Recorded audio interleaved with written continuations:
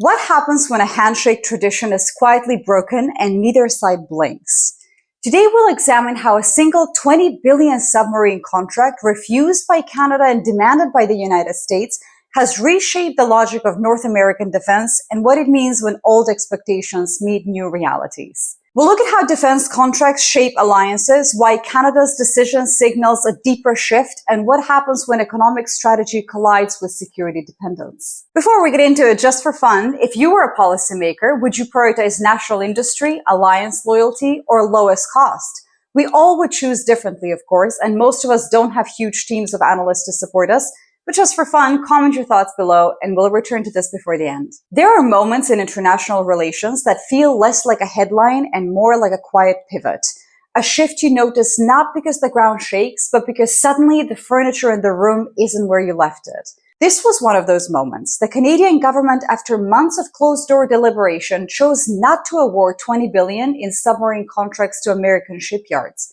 Instead, the work would remain at home, split between Halifax and Vancouver. For the average person reading a headline, this might seem remote, just another government deal, or perhaps another story about politicians arguing over numbers too large to imagine. Yet for thousands of ordinary families in shipbuilding towns from Connecticut to Ohio, this was not abstract at all. It was overtime hours suddenly disappearing. It was plans for new hires shelved overnight. In Canada, by contrast, shipyard managers in Halifax and Vancouver began quietly updating job postings. The news in practical terms meant food on some tables and uncertainty at others. The story didn't erupt with the heat of a scandal. There were no fiery speeches, just a muted current, a sense of irritation among US contractors, confusion among analysts, and in some corners of Canadian industry, a quiet sense of vindication.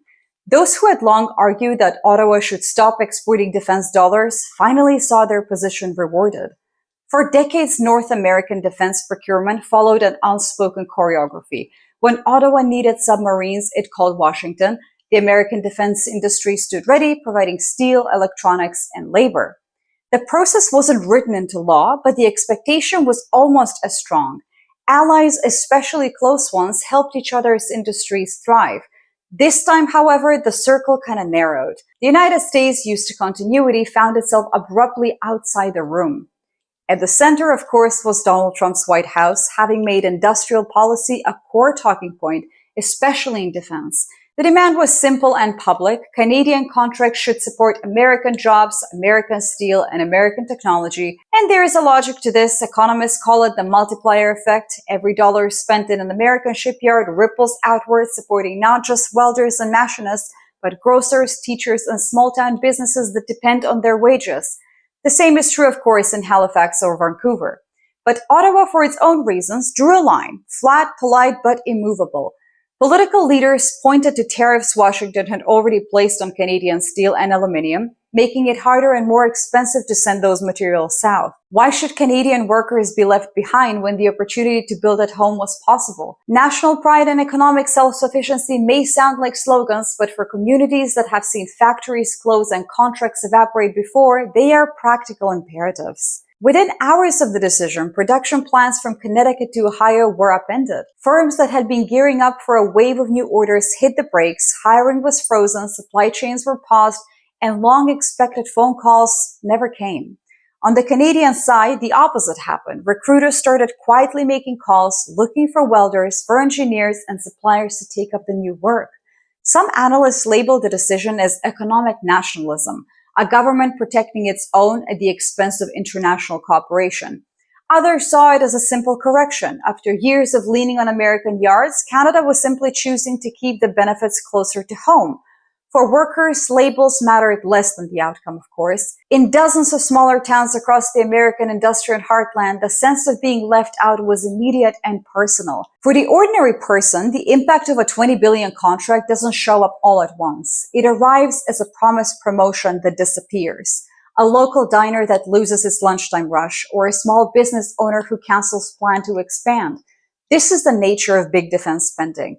The numbers seem abstract until they vanish, and then their absence is acutely real. In other words, the arrangement had changed, and for the first time in a generation, the quiet machinery of North American defense is being rebuilt with new lines, new winners, and new uncertainties for everyone involved. Why did this matter so much? The answer lies in the structure of modern defense procurement, a field shaped less by politics than by supply chains, incentives, and habit. Submarines, unlike aircraft or tanks, are rarely built for export at scale. The investments are enormous, the work is highly specialized. For the United States, contracting with allies has always served a dual purpose. It distributes jobs across key states and keeps the industrial base humming between domestic orders.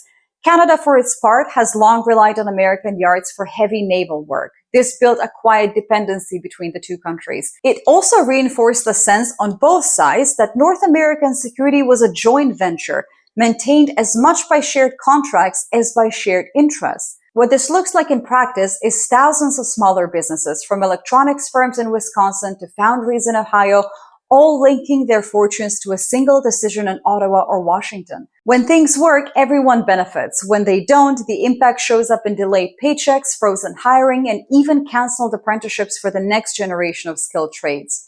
This mutual resilience has been tested before, but rarely actually broken. What made the current rupture notable was its clarity. No slow drift, no quiet substitution, just a simple refusal delivered without much ceremony. The economic logic for Ottawa was compelling. Tariffs on Canadian steel and aluminum introduced by Washington had already complicated the calculus, as you all probably know. By awarding the contract domestically, Canada could protect its own industrial base, create jobs, and insulate itself from unpredictable trade moves.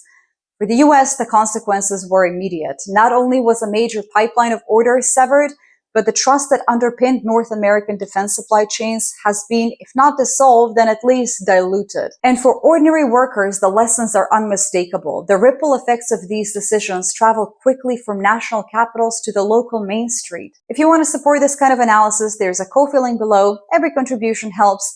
And if you've ever felt like these kinds of decisions are hard to follow, not because you're uninformed, but because the framing is always a bit opaque, I'm working on something that might help. I'm writing a book on how to think critically in a world that's overloaded with opinions but starved of clarity.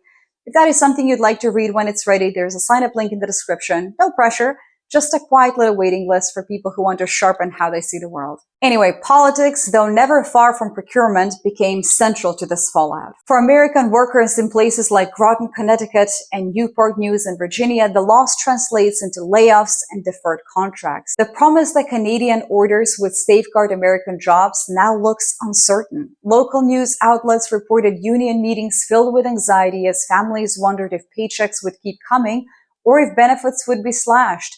In towns that rely on a single big employer, even a temporary disruption sends ripples far beyond the gates of a shipyard.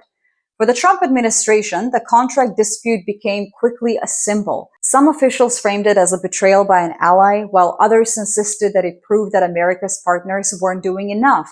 Yet critics pointed to a more uncomfortable reality. The same tariff policies meant to protect American industry may have ended up isolating it instead, driving Ottawa to keep the work at home. If you're interested in how these US tariffs have actually made this trade deficit in the US even larger rather than smaller, we have a deep dive on that topic link below. In Congress, reactions split along party lines, but not cleanly. While some warned of eroding alliance cohesion, others pointed to the risks of over-reliance on any one supplier, especially when trade policies are in flux.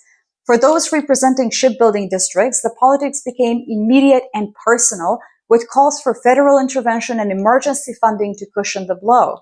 For Canada, the decision was not made in isolation. Domestic pressures mattered, protecting jobs in Halifax, supporting supply chains in British Columbia, and responding to local union demands.